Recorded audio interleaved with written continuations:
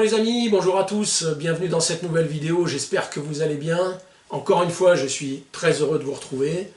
Vous avez vu qu'aujourd'hui c'est une vidéo un peu particulière, très particulière et pour le moins inattendue, y compris pour moi. C'était inattendu pour moi parce que je n'imaginais pas que je ferais une vidéo sur les portes de saloon, mais je vais vous expliquer comment ça m'est venu. Mais avant, j'aimerais tous vous remercier, vraiment. Vous avez été nombreux, très nombreux à répondre présent à l'appel de l'UFA à travers ma dernière vidéo. Et vous avez vu que j'ai mis un petit rappel. Et donc je voulais vous remercier parce qu'ils ont atteint leur objectif pour les 2 recours européens. Donc ils ont dépassé les 25 000 € qui étaient collectés. Et ils ont eu une vague d'adhésion un petit peu inhabituelle. Voilà. Et ils ont eu la gentillesse, le président m'a écrit, ils ont eu la gentillesse d'attribuer ça à ma vidéo, et etc., etc. Bon. Voilà, donc je voulais vous remercier. Et pour ceux qui n'ont pas encore adhéré, ben, faites-le. Regardez ma vidéo et adhérez à l'UFA.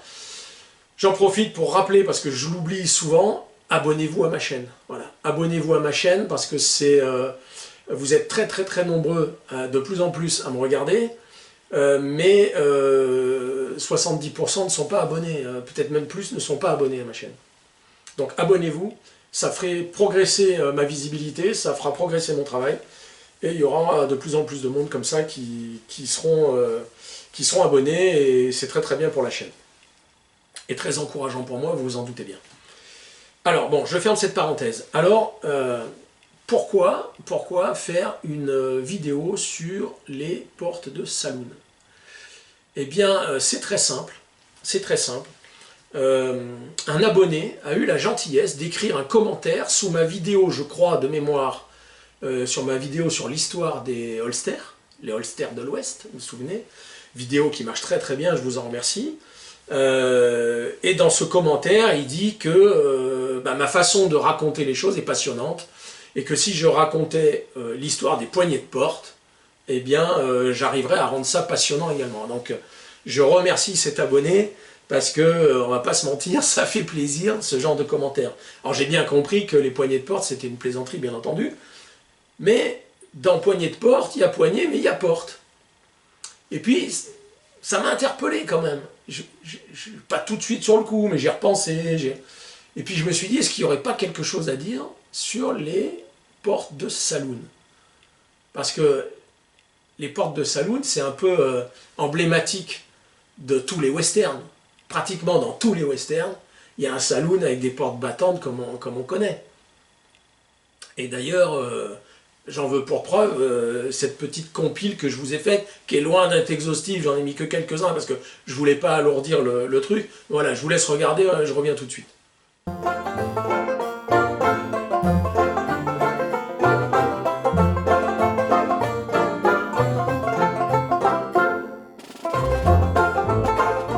Vous voyez que dans pratiquement tous les westerns, alors je dis pas 100% des westerns bien sûr, mais dans 99% des westerns, il y a un saloon avec les portes battantes qu'on connaît. Bon, en plus d'être un emblème des westerns et de l'Ouest américain, il y a certains films qui en font notamment une scène en particulier, d'un film que vous allez reconnaître, qui est absolument génial. Et je vous ai mis un petit extrait. La scène est beaucoup plus longue, j'ai raccourci. Mais c'est pour vous dire que cette porte de saloon, dans cet extrait, elle joue un rôle important. On va l'ouvrir, la fermer, l'ouvrir, la fermer, l'ouvrir, la fermer. Et quelque part, ça devient presque un personnage de la scène. Alors vous ne serez peut-être pas de mon avis, mais enfin, je vous laisse regarder, vous allez tout de suite voir de quoi il s'agit. Pardon. À tout de suite. Salut à vous, aubergiste. Hélas.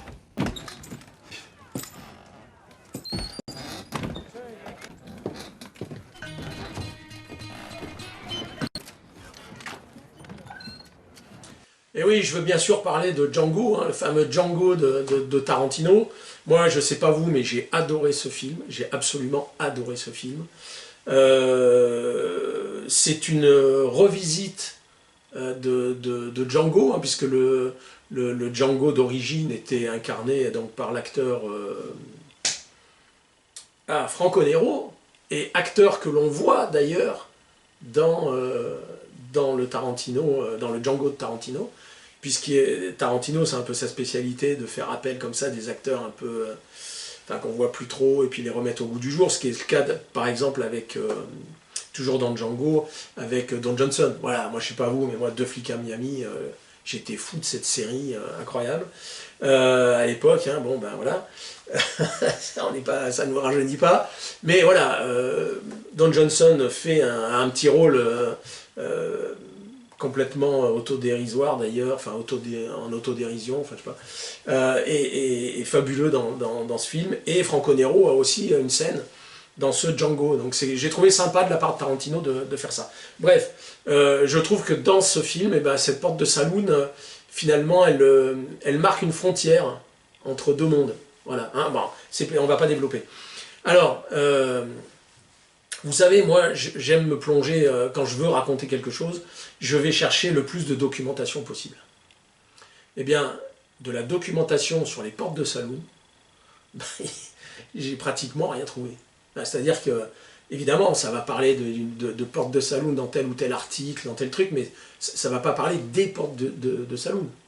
Voilà. Est-ce que la porte de saloon a une histoire? Eh bien oui.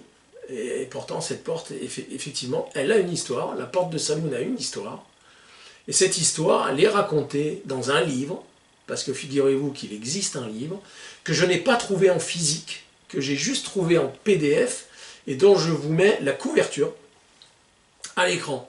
Voilà, donc je ne me suis pas cassé la tête, j'ai repris le même titre. Donc bon, lui, c'est l'histoire des portes de saloon de 1850 à 1900. Bon, voilà, c'est les portes de saloon 1850-1900. Sachant que les premières portes à battants comme ça, apparemment, seraient apparues depuis 1822.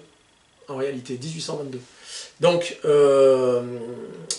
là, on part de la période qui nous intéresse, c'est-à-dire la deuxième moitié du 19e siècle aux États-Unis. Voilà. Et l'auteur de ce livre, Adolfo Ramirez, c'est un Mexicain. Donc j'ai essayé de rechercher un peu qui c'était, etc. Et puis j'ai trouvé une interview de lui. Donc je vous en mets un extrait, et puis on se retrouve tout de suite après. Excusez-moi, général, je vous avais pris pour un autre. Mais qui êtes-vous? Adolfo Ramirez, Gestapo. Et oui, les amis, je rigole tout seul. Évidemment, c'est un poisson d'avril. C'est un poisson d'avril. Alors, tout est vrai dans ce que je vous ai dit. Absolument tout est vrai dans ce que je vous ai dit. C'est-à-dire que cette idée de faire une vidéo sur les portes de saloon, ben c'est venu d'un abonné qui a réellement dit que ma façon de raconter était tellement passionnante que même les poignées de porte, ça serait passionnant. Voilà, ça m'a donné l'idée, en fait, merci à lui.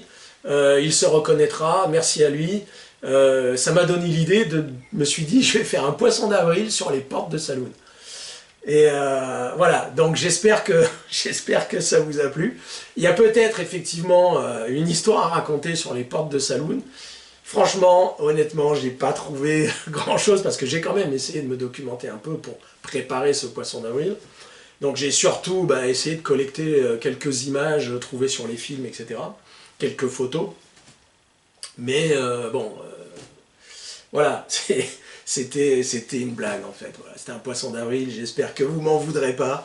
Voilà, ne m'obligez pas à écrire un livre sur les portes de saloon, parce que je ne saurais vraiment pas quoi raconter. Si ce n'est quand même, on trouve quand même quelques petits renseignements. Les portes de saloon à battants comme ça, c'était pas aussi répandu que ça. Bien souvent, il y avait des portes classiques qui fermaient, alors vitrées pour beaucoup, ou alors comme dans cet extrait de L'homme au colt d'or, vous voyez ce système, je vous le mets à l'écran.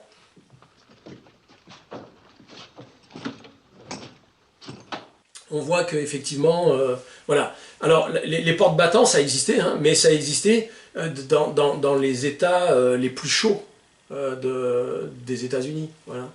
Vous imaginez bien qu'aux 4 vents comme ça, voilà. Et en plus, tous ces saloons-là ont des portes normales, je dirais. Ne serait-ce que pour être fermés la nuit, etc. Donc, c'est un emblème des westerns et qui a réellement existé, hein, bien entendu. Mais c'est pas aussi répandu qu'on le dit, et c'est pas le truc... voilà, il n'y en avait pas partout en réalité. Voilà. C'est la seule petite information historique que je peux vous livrer. Voilà, les amis, j'espère que ça vous aura plu, j'espère que vous m'en voudrez pas, et je vous retrouve très vite pour une vidéo un petit peu plus sérieuse, on va dire, mais encore que, bon, on a le droit de s'amuser. Voilà, je vous souhaite un joyeux 1er avril, je vous souhaite un excellent week-end, puisque nous sommes samedi, et je vous dis à bientôt les amis, ciao.